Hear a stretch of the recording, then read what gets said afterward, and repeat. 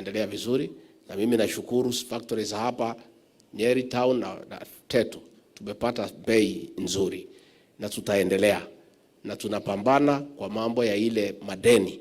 Iko pesa tumetenga 7 billion ya kulipa madeni, na tunataka wale cooperative officials tukiondoa hii madeni msichukue zingine, na kama mtachukua mkuwe na AGM muhusishe wakulima. Msiende tu mketi town mchukue madeni alafu wakulima wanalipa. Nyingine mambo ya chai, uchaguzi wa KTDA umeisha. Sasa tutengeneze board, tupange kilimo chetu. Again mambo ya majani chai tumefanya kazi, mapato imeongezeka na tutaendelea tukiendelea mbele.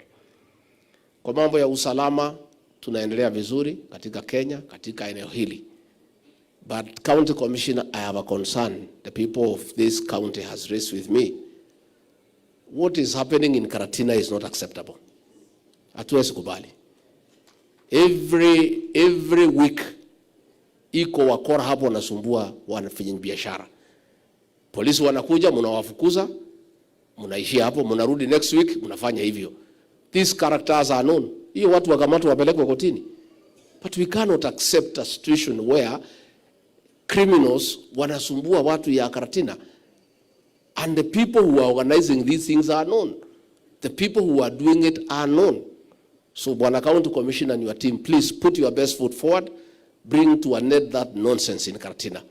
This is a very peaceful county, in a very peaceful region, in a peaceful country. We cannot have anarchy. We cannot have a chaotic situation where thugs and criminals are making it impossible for business people and ordinary Kenyans to go about their lives. Please sit down, but just work on it so that we have that improvement.